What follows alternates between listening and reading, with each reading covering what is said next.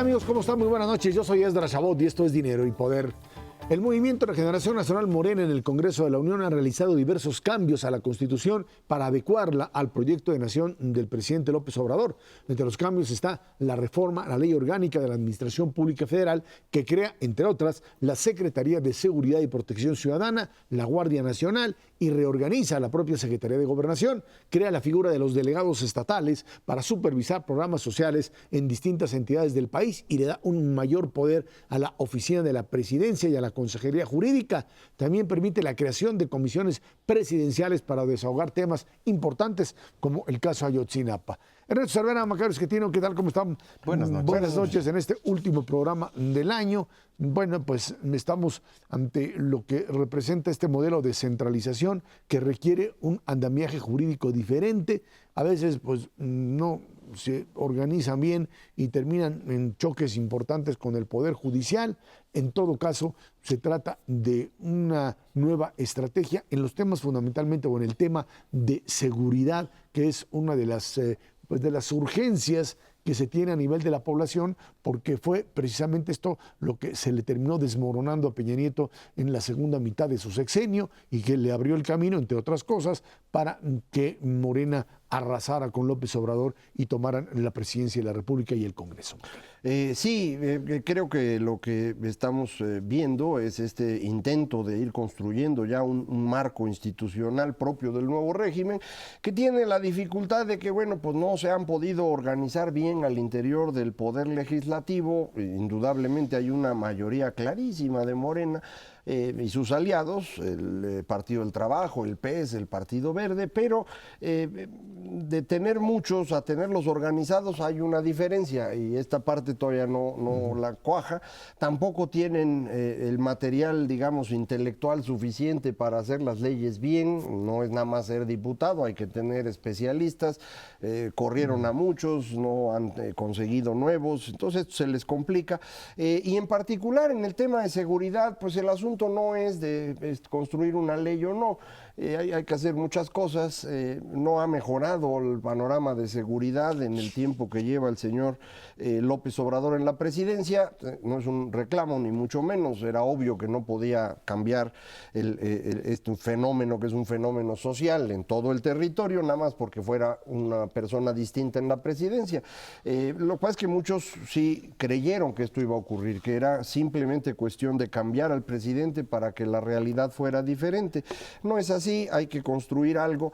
Yo creo que nuestro problema fundamental en materia de seguridad es un derrumbe institucional.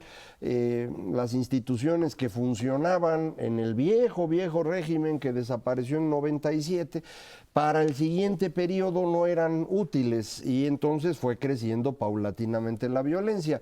Ahora nos dicen que este periodo del 97 para acá fue un error y lo vamos a quitar y que nos vamos a regresar a lo anterior. Pero pues esas instituciones, insisto, ya no servían en aquel entonces, pues menos ahora. Hay que construir algo nuevo. Y lo nuevo, pues no puede ser solamente una Guardia Nacional que inventaron de la nada y que va a ser mandada por militares, ahorita con 50,000 elementos y a lo mejor al ratito otro poquito más, con eso no alcanza. Entonces, yo sí creo que necesitan pensarle más y ahí ha faltado. A ver, en este sentido, creo que temas como o elementos simbólicos como el hecho de desaparecer la Casa de los Pinos como pues residencia presidencial, esto por supuesto y otros factores adicionales que tienen que ver como el volver a ser de Palacio Nacional el lugar donde vive el presidente.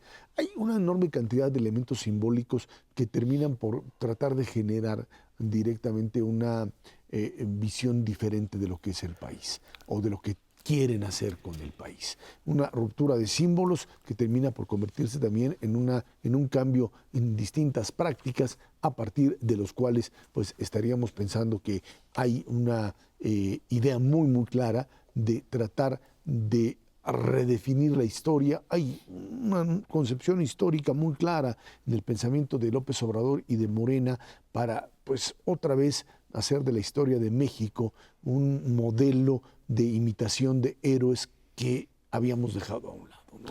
Sí, es, digamos, un paso atrás en términos de la historia, de volver a tener este tipo de tlatoani en nuestro país. Creo que el país sí es completamente diferente, ya hay instituciones que van mucho más allá del sentido democrático y llegan y tocan la parte de autonomía, que es en donde han empezado a salir muchísimas chispas.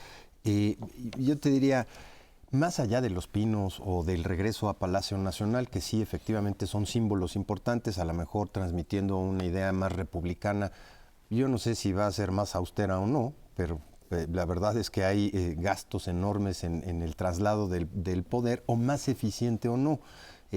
La verdad es que, como mencionaba Macario, hace falta muchísimo en términos de reorganización institucional para tratar un problema tan serio como la inseguridad en nuestro país. Sin duda alguna la gendarmería es uno de los pasos y también representa un símbolo muy específico. Se requiere también cambiar toda la parte del Ministerio Público, se requiere cambiar una parte importantísima de la Procuración de Justicia por los jueces, se requiere también una parte importantísima de cambio en el sistema carcelario, pero pues yo te diría, seguimos frente a un problema serio de cambio, en donde todavía no está cuajada muchísimas cosas que se quedan en el tintero. Ahora, yo creo que esto es importante mencionarlo a partir de el tema de la facultad que tiene el propio presidente de la República de crear comisiones, nuevas comisiones, entre ellos, por ejemplo, el tema de los jóvenes desaparecidos de Ayotzinapa o de Iguala como tal, el tema, digamos, de la vinculación con los gobiernos estatales. Esta reorganización del poder político en México es algo que hace un año no hubiésemos estado pensando en que esto podría ocurrir, y esto tiene que ver también con pues esta imposibilidad de combinar, y esto tratando de hacer un resumen con respecto a lo que sucedió en este 2018, combinar lo que sucedió previo al ascenso de López Obrador y de la elección, en donde el México liberal, abierto, etcétera, terminó también pues siendo dañado por toda una política errónea desde la perspectiva de la administración que concluyó, que suponía que ciertas cosas no podían ser ya cuestionadas por nadie y que pasara lo que pasara, esto se iba a mantener. Y creo que esta narrativa, Macario ha hablado mucho de estos temas de narrativas, pero está ligado a algo muy, muy concreto, muy real, que es el hecho de que todo lo que se logró durante el sexenio de Enrique Peña Nieto hoy es visto como algo que tiene que dar marcha atrás porque no es lo válido.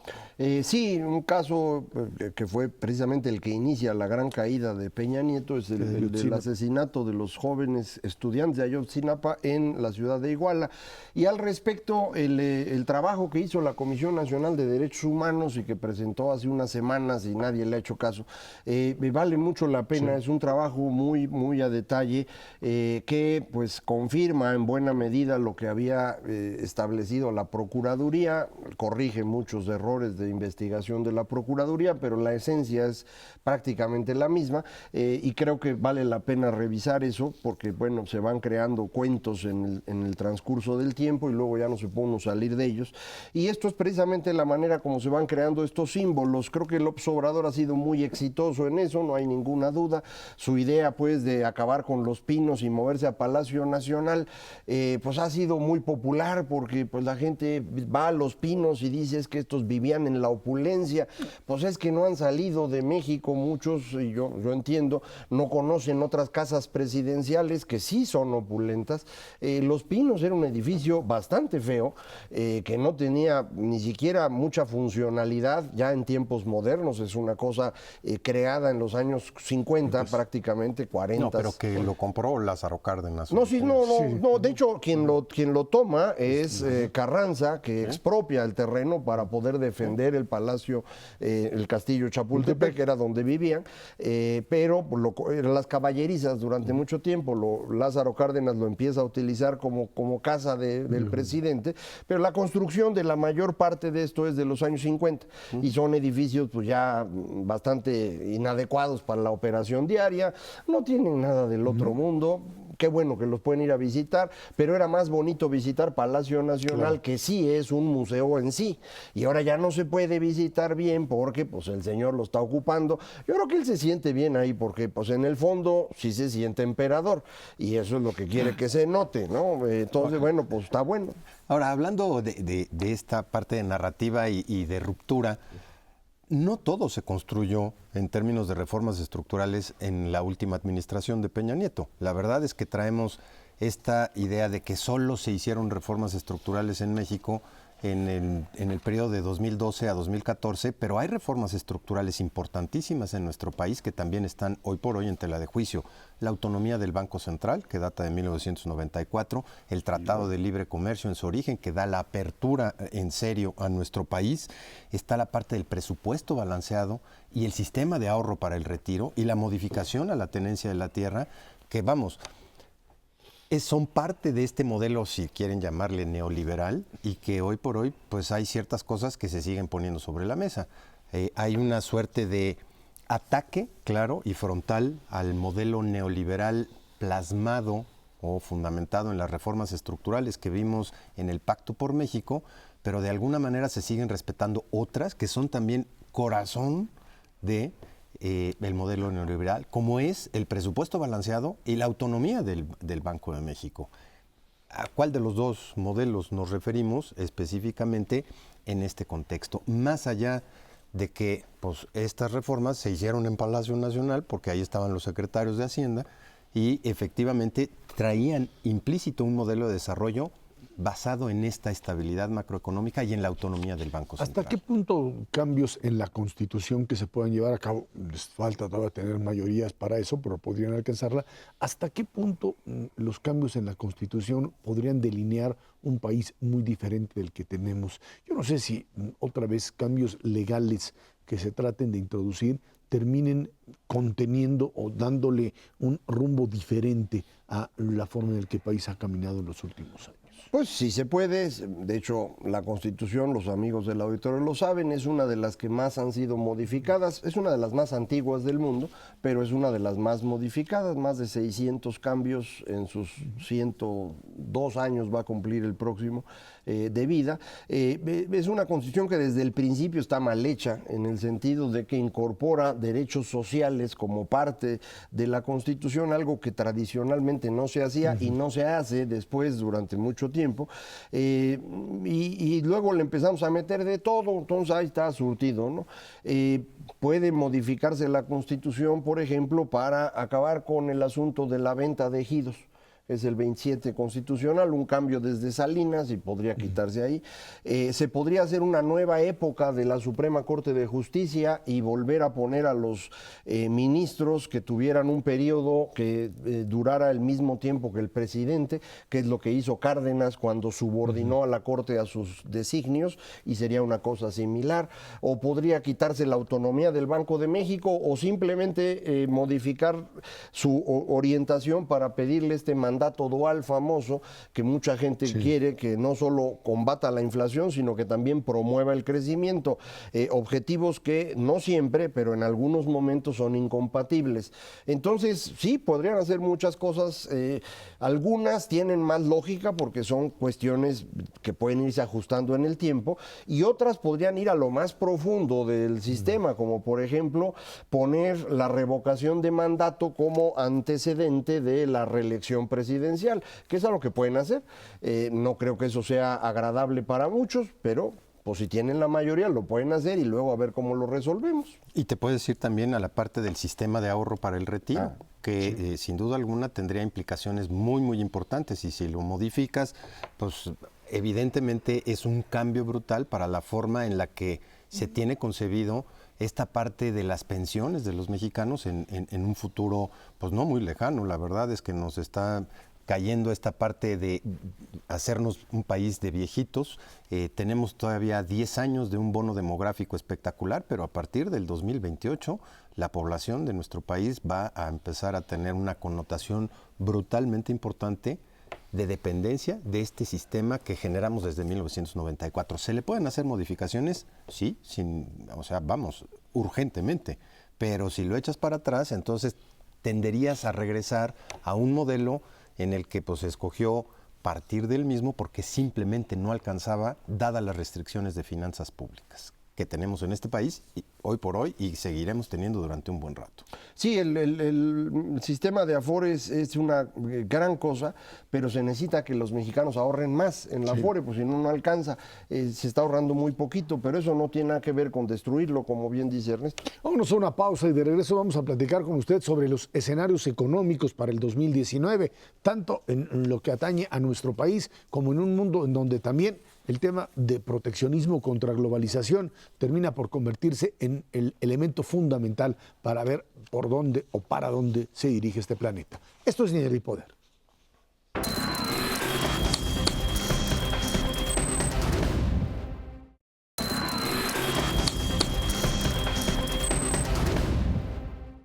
En medio de la guerra comercial entre China y los Estados Unidos y su impacto en la economía mundial, así como la incertidumbre al interior de nuestro país y el inicio del nuevo sexenio, todo esto pinta un entorno difícil para la economía mexicana. De acuerdo con especialistas encuestados por Banco de México a inicios de este mes de diciembre, percibían que 2019 traerá una inflación más alta, un dólar más caro y menor expectativa de crecimiento económico para el próximo año. La inflación estará, dicen, en 3.5, tipo de cambio a 20.33, crecimiento del PIB a 1.9. No estaba así, o sea, íbamos caminando medio bien y de repente, pues el tema primero, vamos a hablar del asunto internacional. Señor Trump había reducido impuestos de manera importante y la feria de los mercados estaba a todo lo que daba. Maravilloso, había dinero, el déficit vale eso y pues finalmente había la posibilidad de seguir creciendo. Y de repente para finales de año, pues resulta que el tema del déficit y el tema de la confianza de los mercados, la guerra entre China, empieza a decir, señores, esto no va a aguantar. Las bolsas pierden en muy poco tiempo las ganancias de todo el año, ahí andan fluctuando en estos que le llaman mercados del oso, o sea, bear markets, que simplemente son mercados a la baja, que no tienen posibilidad de recuperarse en el corto plazo y que nos hablan definitivamente de un escenario que, pues, ahora sí que se deterioró más rápido de lo que uno pensaba. Fíjate, es curioso y hasta irónico, 2018 es uno de los años de mayor crecimiento a nivel internacional. El PIB mundial crece 3.4%, muy lejos de los crecimientos que tuvimos en el 2008 o 2009 con una crisis internacional bestial, pero además todas las regiones del mundo con tasas de crecimiento importantes. Las economías más industrializadas, el famoso G7 creciendo 2.4%, dentro de estas Estados Unidos creciendo casi al 3%, Europa, que tuvo verdaderamente una década terrible en los últimos 10 años, pues 2018 fue un muy buen año en términos de crecimiento. Vamos, hasta América Latina, que tuvo una crisis bestial 2015-2016 por la caída de los precios de los commodities, con tasas de crecimiento finalmente positivas. Digo, si quitamos Argentina y Venezuela, el resto de los países con tasas de crecimiento, yo te diría, relativamente aceptables. Y al mismo tiempo, 2019 con unas amenazas fuertes en 5 sentidos. Primero, este déficit al que te refieres de Estados Unidos, le inyectaron pues la friolera de 1.7 trillones de dólares a la economía de Estados Unidos, que evidentemente tiene un impacto a nivel internacional. Su déficit público pasó de 2% a 4,5% del PIB, y no preocupa tanto el nivel, porque han tenido peores niveles en la crisis de 2007-2008, sino la velocidad de deterioro. A este ritmo pueden llegar a niveles de déficit para el 2019 cercanos a 6% del PIB, y eso sí le preocupa enormemente a los mercados financieros internacionales, sobre todo por esta posibilidad de que la Reserva Federal tenga que aumentar las tasas de interés más de lo que nos ha advertido. Y en ese contexto, presiones inflacionarias y, como bien lo dices, presiones recesivas hacia el final de 2019 muy importantes. Un par de coctelitos adicionales en Europa, el desastre que trae Italia, y lo que pudiera significar como, y digo, no es lo mismo Italia que Grecia en términos de los desbalances, y el hartazgo que tienen los pagadores de impuestos en Alemania y en Francia, decir, ya no vamos a rescatar a ninguno de los países, esos no sé si estén abajo o arriba del paralelo 20, como dice Macario. Todos arriba. Pero de que traen un desastre macroeconómico es enorme, y qué impacto tendría esto sobre el crecimiento de Europa. Y un último detallito, China, que pues nos ha estado diciendo que crece al 6,5%. La verdad es que nos estamos dando cuenta que su modelo de desarrollo interno no le está dando para crecer al 6%. Y frente a una guerra comercial como la que se está gestando contra Estados Unidos, empieza a tener problemas bastante serios de crecimiento y arrastraría también a Asia en ese contexto hacia un escenario no muy bueno, también hacia finales de 2019. En el caso de Europa me parece que hay que sumar el tema de la sustitución en Alemania del liderazgo, porque la señora Merkel ya dio de sí. Ya dejó, de hecho, la dirigencia de la CDU, y pues en la próxima elección se supone ya ella no va a ser la candidata, va a estar tratando de administrar para que se llegue a entonces. No creo que quien le sucede vaya a tener la capacidad de manejar las cosas como la señora Merkel, en buena medida porque estamos hablando de tiempos totalmente distintos, no es porque sea más o menos capaz, es simplemente otro momento. Vamos a ver también qué es lo que ocurre en términos de el funcionamiento en general de Francia, en donde el señor Macron cerró el año en condiciones difíciles, hizo lo que tenía que hacer, pero no se dejan. No es popular el asunto, eso de ponerse a cambiar las reglas laborales que son importantísimas para Francia, porque junto con Italia son los dos países más rígidos del mundo en materia laboral y los está haciendo cada vez menos competitivos. Entonces lo que hizo Macron fue, vamos liberando el mercado laboral, pues sí, pero se le enojó la gente. Aprovecharon un gasolinazo tipo mexica y se organizaron primero los que van con Le Pen y luego los del Partido Comunista, los de Mélenchon.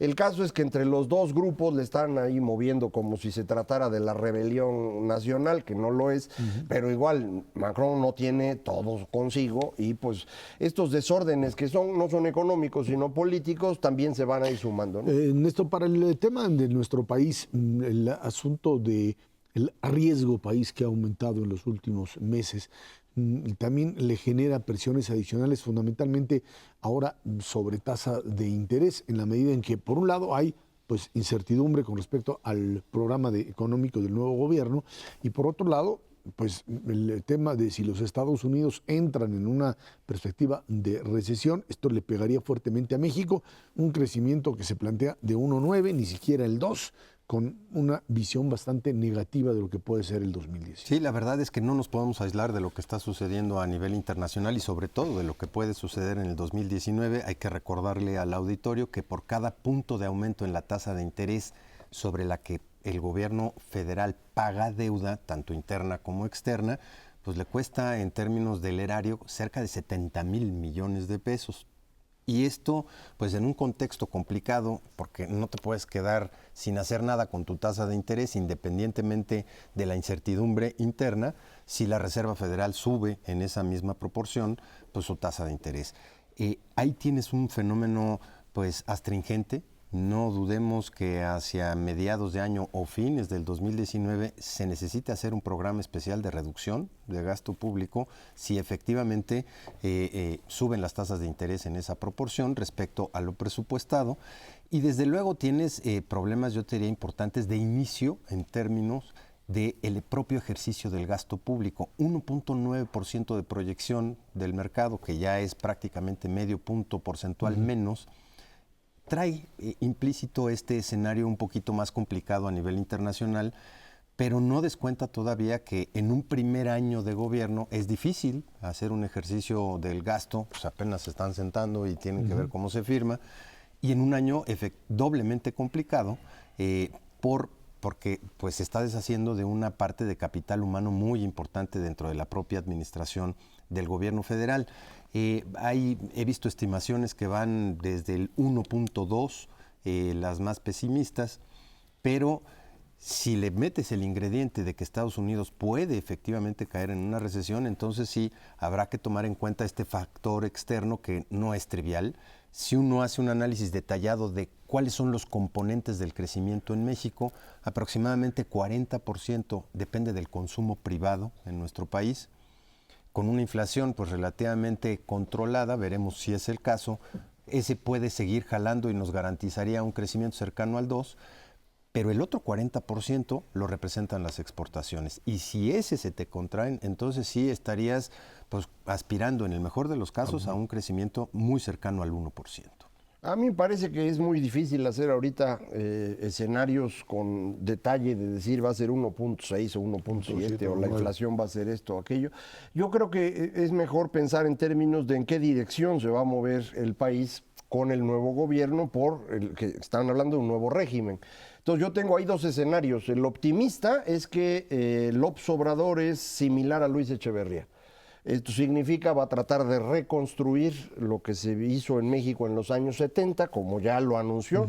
Y cuando lo intente, dado que hoy estamos en un mundo bien distinto y no se puede uno salir de la globalización, pues el golpe va a ser durito. Pero entonces, es inmediato. En vez de la crisis a fin de sexenio, pues va a ser a principios de sexenio. ¿Cuándo? Pues yo diría los siguientes 6 meses.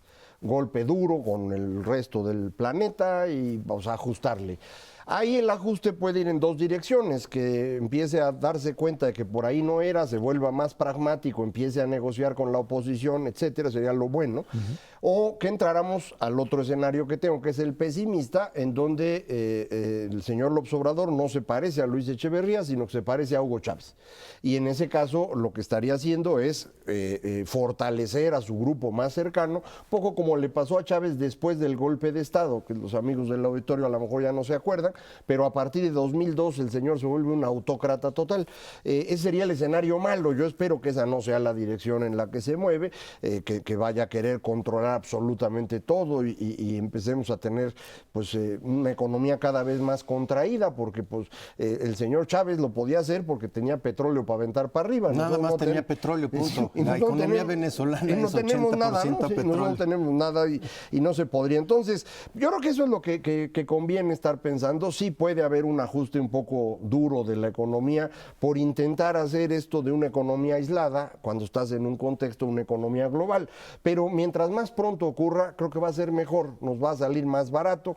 De cualquier manera nos va a doler, pues, pero vamos a poder corregir. En todo caso, hay una economía mundial que definitivamente influye de manera mucho más importante y más rápido que lo que se tenía anteriormente. Mayor transparencia incluso en el manejo de recursos, cuántas reservas tienes, el tema de un banco central que pues por supuesto se resiste. Las crisis son ahora sí que mucho más difíciles de controlar, crisis económicas para gobiernos que antes tenían pues una manga ancha para maniobrar y hoy tienen realmente un poquitito nada más. Vámonos a una pausa y de regreso platicamos con usted sobre el tema seguridad, Guardia Nacional y otros elementos para controlar al crimen organizado. Esto es Dinero y Poder.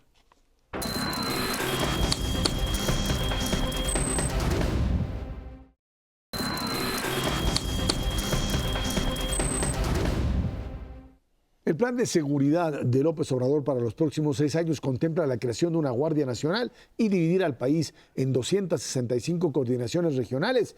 De acuerdo con el nuevo modelo de seguridad, las regiones con una incidencia delictiva alta tendrán 500 elementos, la de una tasa media 300 y los que tienen menor incidencia, pues 100 efectivos. Ya lo platicábamos un poco en el primer bloque, pero estamos hablando de un concepto de Guardia Nacional que por primera vez en muchísimo tiempo, si no es que pues no se había dado esto, está en manos básicamente de un sector militar.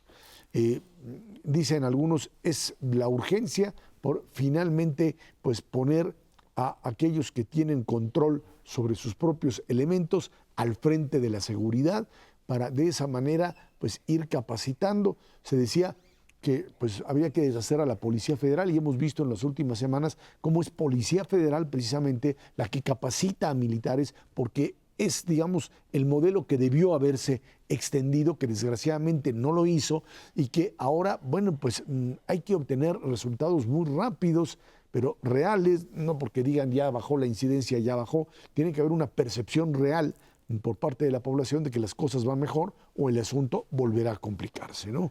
Sí, la verdad es que independientemente del número, que pues queda un poco corto para estándares internacionales, esta famosa cifra de 2.9 policías por cada 10,000 habitantes nos llevaría a una fuerza policíaca cercana a los 400,000 para un país como México. La verdad es que vamos a empezar con 50,000 y si bien nos va en el transcurso de los próximos años estaremos llegando a unos 80,000 y en ese contexto siguen siendo insuficientes. Vamos, es mejor que nada, no cabe la menor duda. El cambio, pues no lo va a sentir mucho la población. La verdad de las cosas es que los militares llevan prácticamente 2 sexenios consecutivos al mando y en el combate precisamente al crimen organizado. Se les están dando ya funciones mucho más específicas en ese contexto, pero pues a final de cuentas queda nada más como una primera etapa de muchas que se tienen que cubrir en un programa muy amplio. La gendarmería como un elemento esencial para el combate directo tiene que ver también con la parte de la transformación o el cambio fundamental que tenemos que tener en los ministerios públicos, la parte fundamental también de los jueces y el sistema carcelario de nuestro país. Visto desde esa naturaleza, pues habrá que actuar rápido, no cabe la menor duda, porque si no, no alcanza. A mí me sigue pareciendo una cosa rarísima porque el señor López Obrador trae pleito con la Policía Federal, no hay ninguna razón para ello. Yo creo que porque la fundó Felipe Calderón, y pues odia a Felipe Calderón y por lo tanto se lo extendió a la Policía Federal, pero si uno revisa la opinión de las personas acerca de la Policía Federal, es una buena opinión en lo general. En muchos lugares prefieren al Ejército porque el Ejército resulta más eficiente, pero cuando compara uno eso con los datos de violaciones a derechos humanos, pues resulta que los militares violan más derechos humanos que la Policía Federal. Entonces también por eso resultan más eficientes y eso es precisamente el equilibrio difícil. ¿Qué van a hacer con esto? Pues van a usar a la Policía Federal y le van a llamar Guardia Nacional, eso va a ser todo. Ahora el mando sí va a ser del Ejército, cosa que no era hasta este momento.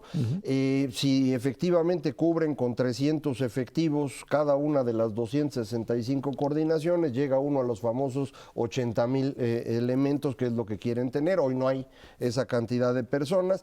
Eso no quita, no resuelve el problema de largo plazo de seguridad, que es policía municipal y estatal, que es con ello con lo que llega uno a los 400 o 500,000 elementos a los que se refiere Ernesto, y pues que habría que ir construyendo hacia adelante, yo no sé cómo.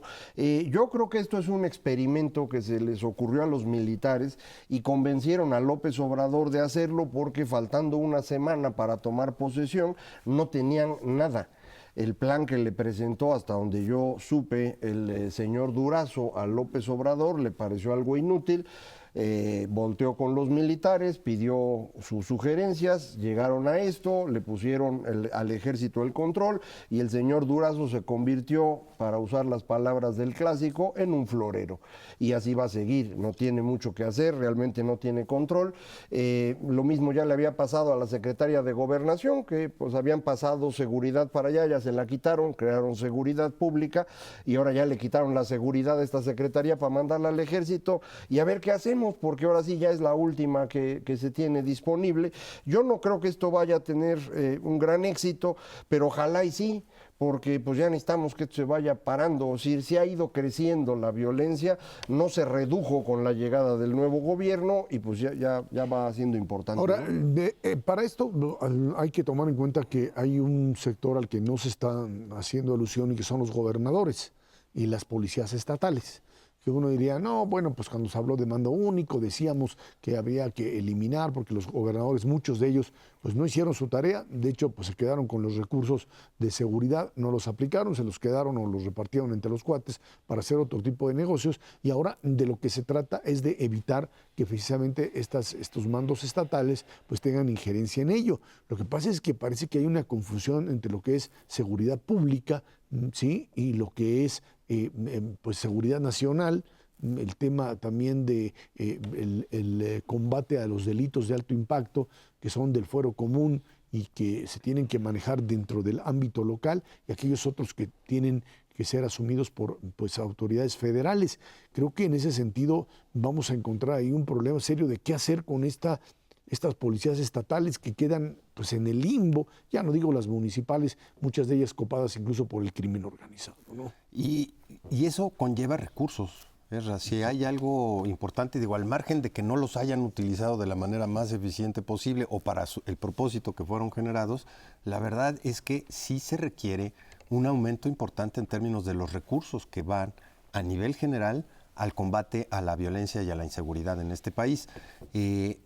ojalá se dé de la mejor manera posible, de la manera más eficiente posible, pero para eso sí necesitas un nivel de coordinación que no sé si vaya a ser a través de los delegados planteados, a través de las propias regiones, pero sin la participación decidida de los gobernadores, pues va a ser prácticamente imposible controlar la delincuencia. Siempre va a tener algún tipo de resquicio. Si no están 80,000, en el mejor de los casos no te dan para controlar todos los rincones de este país, y necesitas un nivel de coordinación brutal entre las 32 entidades federativas y esta nueva gendarmería y desde luego la Secretaría de Seguridad. Exacto, y eso es lo que creo que quería hacer el señor López Obrador, poniendo a los superdelegados como los secretarios técnicos de cada estado, porque así concentraba él y podía operar. Los gobernadores le dicen con razón, nosotros somos electos y nosotros tenemos esa responsabilidad. Se lo puede decir alguien como el señor Alfaro en Jalisco, porque él efectivamente tiene fuerza política en la entidad. Hay 21 gobernadores que no tienen nada, entonces esos no pueden decir nada, y a lo mejor ahí sí acaba concentrando ese poder, al menos durante un tiempo. Lo va a hacer también a través de los militares, pero ahí cae uno en el problema de que toda la información viene a través del ejército, y depender de información de ejército nunca ha sido una buena estrategia para ningún jefe de Estado en toda la historia de la humanidad. Hay que tener otras fuentes, porque si no el ejército te acaba torciendo. Vamos a ver en qué acaba esto. Sí es cierto lo del dinero que decía Ernesto, ya lo habíamos comentado otras veces aquí.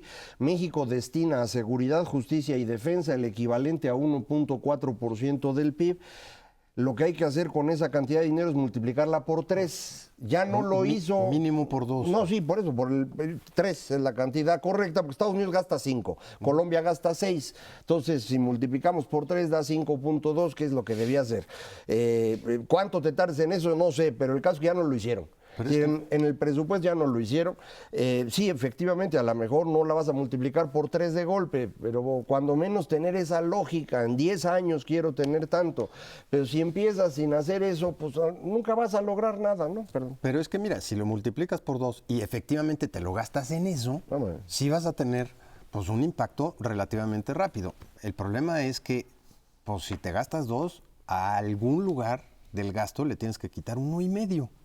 Y ese 1.5 pues empieza a ser costoso en términos de otros programas o de mayor infraestructura que también son necesarios para el desarrollo y crecimiento de este país, o programas sociales que son compromisos de campaña para esta nueva administración. No, está clarísimo, pero lo que uno no entiende es si estaba todo eso, ¿para qué entonces quieren andar bajando impuestos en frontera, por ejemplo? No, que lo único que hace es tener menos recursos para repartir. Otra vez, el problema, digo, hay muchísimos problemas en México y todo, pero tienen que elegir qué quieren resolver y tienen que orientarse a eso. Cuando el señor López Obrador lo que quiere es cambiar el régimen político por completo y empieza a aventar tiros para todos lados, sin concierto y sin lógica, el resultado es el desorden, y eso no va a ayudar a nadie, y en particular en seguridad sí necesitas dinero. Es decir, aunque lo hicieran bien con lo que tienen, no serviría para nada. El problema es no solamente los recursos que se requieren, que nadie duda de eso, sino a qué lo canalizas y quién finalmente maneja o quién tiene el mando como tal. Y creo que el elemento más importante ahí es el tema de inteligencia. Decía Macario, inteligencia militar es una cosa, inteligencia civil y lo que hacen las corporaciones o Policía Federal es otra. Y ahí es donde habría que entrar en esta dinámica en donde pues tanto militares como civiles pues están metidos en una confrontación no solamente contra el crimen organizado, sino contra, llamémosle así, crimen desorganizado, que es aquel que de una manera muy clara pues también atenta y de manera mucho más dura en contra de poblaciones y en donde los sectores más golpeados por esa delincuencia son los que menos recursos tienen y que menos también tienen la posibilidad de protegerse. Y súmale a eso una cosa que en México no discutimos mucho, que se llama insurgencia criminal. Es decir, grupos criminales que fingen ser grupos insurgentes. En Guerrero tenemos abundancia. Sí. Está asociado al tema Ayotzinapa, pero no nada más a eso. Y necesitamos atenderlo, porque eso es lo que al final fueron las FARC en Colombia, y fueron 30 años de guerra. Vámonos a una pausa y de regreso platicamos con usted escenarios políticos a nivel internacional, la confrontación China-Estados Unidos, el tema de Rusia y por supuesto un señor Trump que se tambalea en el poder. Esto es Dinero y Poder.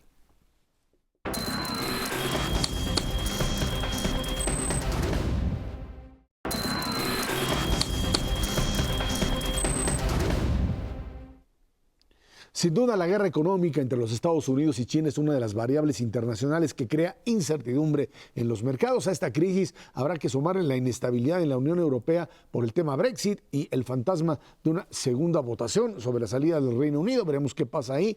También el tema de precios del petróleo, que se ha convertido en un interrogante sobre por dónde estar o dónde se va a dirigir esta idea. El tema, por supuesto, también de el señor Trump, ya lo mencionábamos, la estabilidad o inestabilidad de ese régimen. Un escenario internacional que puede uno pensar que pues es común, como ha sucedido en otras épocas, de distintos conflictos. Aquí creo que el eje de todos estos elementos que hemos mencionado es si la gran potencia mundial, los Estados Unidos, tiene posibilidades reales de mantenerse como el líder mundial, o si en esta lucha por deshacerse del señor Trump, los poderes locales o los poderes nacionales en otros lugares, terminan definiendo agendas, el caso de Rusia, el caso de China, Macario. Sí, aquí hay una cosa que es muy importante. Estados Unidos efectivamente ha ido reduciendo su importancia global, tanto en economía como en otras áreas, pero no hay nadie que se le acerque. Esto significa que China no puede, por ejemplo, establecer su moneda como referencia global. No. Nadie va a andar comprando y vendiendo en yuanes. Rusia menos todavía. Rusia es un país que la verdad pues está viviendo de prestado. Claro. Rusia es una población un poquito mayor que la de México, con un ingreso por habitante prácticamente igual. O sea, Rusia es México. Y mucha gente cree que Rusia es una potencia. No, lo que ocurre es que está moviendo la mayor parte de sus recursos a esta presencia pública. Tiene a un señor en la presidencia que es muy hábil para todas las cosas que tienen que ver con inteligencia. Era un agente de la KGB, pues sí. Es muy bueno para eso, pero realmente Rusia no tiene ningún futuro.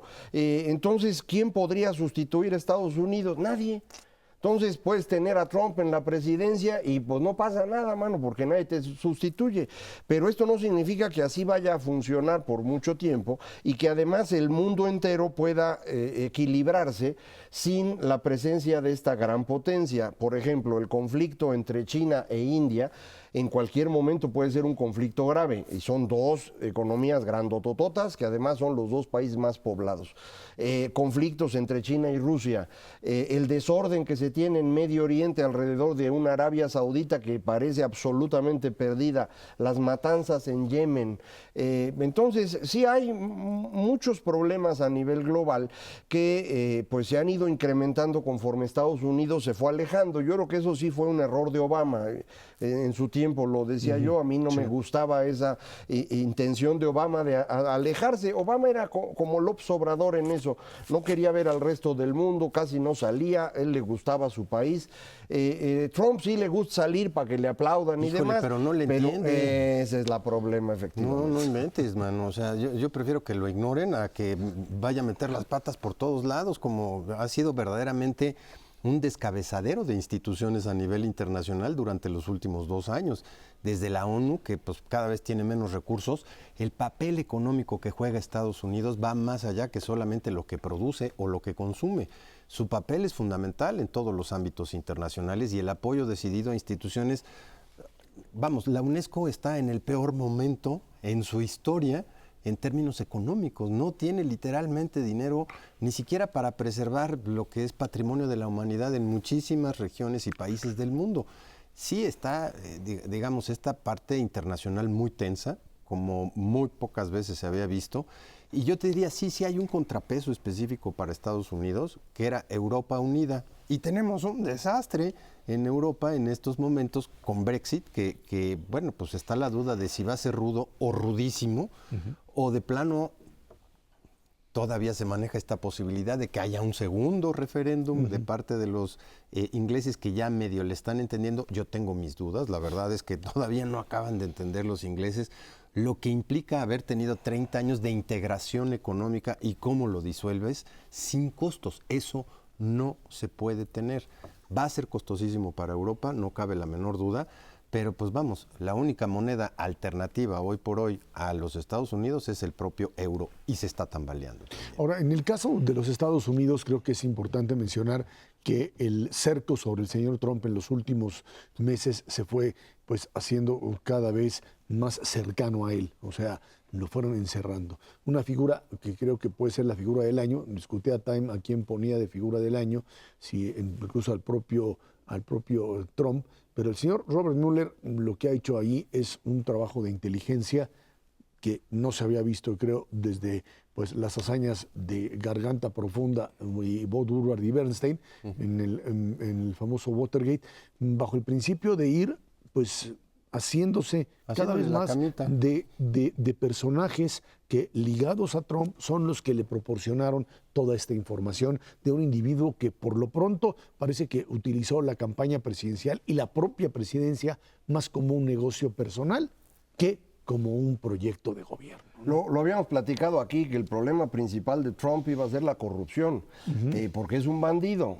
Él se financió con los de la mafia estadounidense en los juegos de apuestas, y cuando esa quebró y ya no tuvo dinero, vino la rusa y fue la que lo sacó, y estuvo negociando con el señor Putin que lo ayudara a ser presidente para quitarle las sanciones, y a cambio iba a hacer su torre Trump en Moscú, y le iba a dar un penthouse aquí de a 50 millones de dólares, que no sé cómo será, pero va a ser grandote. Ya tienen el señor Mueller, según todo parece indicar, 16 personas involucradas claramente y demostrable en una conspiración a favor del gobierno ruso desde el gobierno estadounidense, y esto incluye al hijo del señor Trump, el hijo mayor, a la hija, al yerno, y a todos los demás funcionarios cercanos, incluyendo a 3 de ellos que ya están, el señor Flynn, que era de la Seguridad Nacional, el señor Wilbur Ross, que era el de Comercio, por eso ya no ha aparecido, a John Kelly ya lo corrió, esto es, o sea, ya no tiene salida según todo parece indicar. No sé si haya impeachment o no, porque es un problema político, si van a poder juntar votos suficientes. En la Cámara de Representantes los tendrían, pero necesitan 2/3 en ambos lados, y para que haya 2/3 en el Senado está difícil. Pero haya o no eso, ya quedó claro que el señor es un rufián. Y esto implica que le costaría muchísimo reelegirse, entonces a lo mejor ya nos salvamos de él, nada más serían 2 años máximo, y si no se reelige, inmediatamente lo procesan. Entonces todo parece indicar que el señor, como dijo alguien en Twitter, va a morir en la cárcel, es decir, va a pasar el resto de su vida en la cárcel. Y eso debe sentir re feo, porque pues, si a él algo le importaba era ser él el importante. Sí, era su imagen, por sobre todas las cosas. Ahora, el costo que ha tenido que pagar Estados Unidos por esta presidencia es enorme, en términos no solamente de su liderazgo, sino de una descomposición social brutal, de una polarización como no había tenido Estados Unidos en décadas.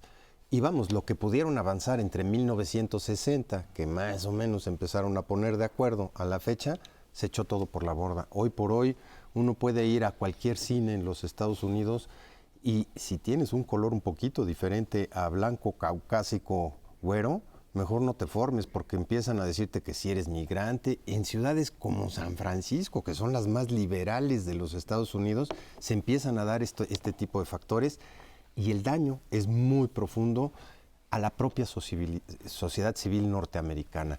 Y yo creo que también tuvo un impacto, y ha tenido un impacto dramático sobre la propia economía estadounidense. El hecho de que se borre bestialmente en solamente un par de semanas todas las ganancias de la bolsa tiene una implicación profunda sobre la forma en la que se financian, y desde luego el desastre fiscal que está dejando y heredando a la siguiente administración, si es que se va, es enorme. Yo creo que en todo caso lo que queda claro es que el Partido Republicano tendrá la última palabra en esto. Si quiere hundirse en el barco con él, simplemente llega a un punto tal en donde las acusaciones que Mueller vaya a presentar el próximo año, pues terminen por hacerlos pensar que esto ya no puede funcionar, que tendrían que optar por el menor de los daños, por un control de daños, y asumir, como lo hicieron con Nixon, en el 1974 con respecto a Watergate, que era el momento de dejar la nave, ¿no? Es que a lo mejor sí es la última palabra, pero la última como partido, porque no van a sobrevivir y no importa lo que hayamos dicho nuestros amigos del auditorio, que 2019 sea un año excelente, no sufra innecesariamente. Ernesto Cervera Macares, que tiene un buen año, gracias a usted que nos ha visto y escuchado durante todo este año aquí en Dinero y Poder en Canal 11. Recuerda, también estamos en la radio Noticias MBS en el 102.5 del FM de lunes a viernes de 5 a 7 de la noche. Por nuestra parte, muchísimas gracias, muy buenas noches y feliz 2019.